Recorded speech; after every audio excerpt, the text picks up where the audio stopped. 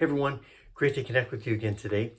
Christmas Eve is Saturday, and our Christmas Eve services are at 4 p.m. and 6 p.m. The 6 o'clock service will be streamed. In both services, we will sing carols, read the scriptures that proclaim Christ's birth, and light candles. The Sunday is Christmas Day. We'll be gathering at 10 o'clock for a brief worship service, less than 45 minutes, and we hope that you can join us. Last week, I shared with you one of my favorite Christmas stories. I'd like to share one more with you this week as well.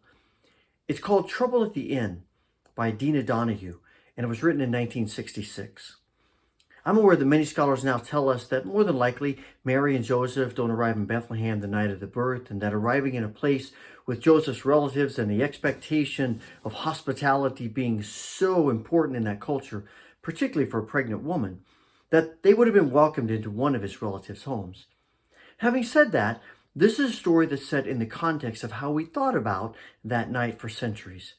And in that mindset is a moving reminder of Christmas and the call of the gospel. For years now, whenever Christmas pageants are talked about in a certain little town in the Midwest, someone is sure to mention the name of Wallace Purling. Wally's performance in one annual production of the Nativity play has slipped into the realm of legend. But the old-timers who were in the audience that night never tire of recalling exactly what happened. Wally was 9 that year and in the 2nd grade, though he should have been in the 4th grade. Most people in town knew that he had difficulty in keeping up. He was big and clumsy, slow in movement and mind. Still, Wally was well liked by all the other children in his class, all of whom were smaller than he, though the boys had trouble hiding their irritation when Wally would ask to play ball with them, or any game for that matter, in which winning was important. Most often, they'd find a way to keep him out, but Wally would hang around anyway, not sulking, just hoping.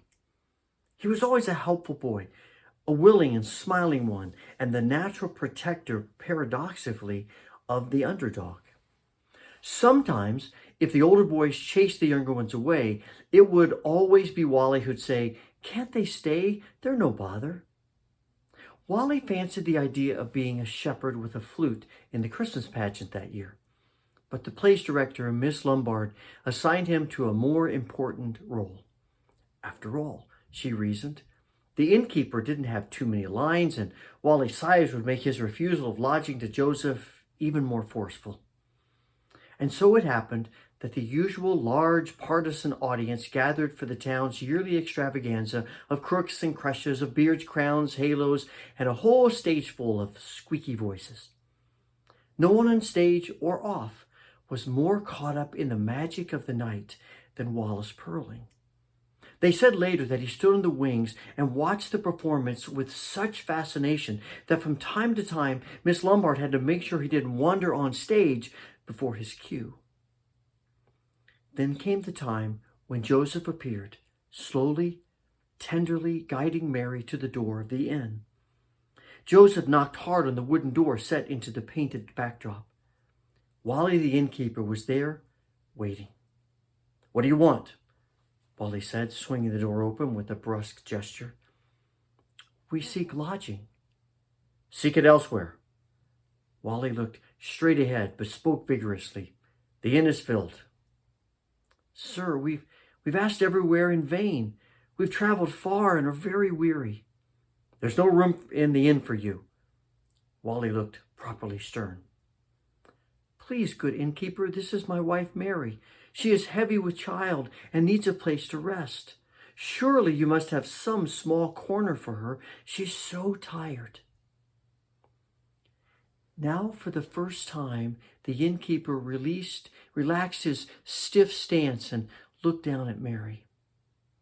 There was a long pause, long enough to make the audience a bit tense with embarrassment.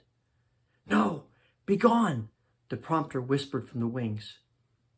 "No," Wally repeated automatically, "be gone." Joseph sadly placed his arm around Mary, and Mary laid her head upon her husband's shoulder, and the two of them started to move away. The innkeeper did not return inside his inn, however, as he was supposed to do. Instead, Wally stood there in the doorway, watching the forlorn couple. his mouth wide open, his brow creased with concern, his eyes filling unmistakably with tears.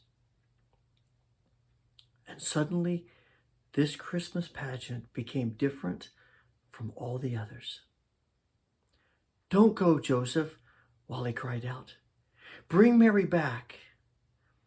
And as Wallace Purling's face grew into a large, bright smile, he said, "You can have my room." Father, thank you for the lessons we learn from children. Fill us with a kind of faith and love that is always welcoming Jesus to our room. Amen. Thanks for joining me. Have a wonderful day.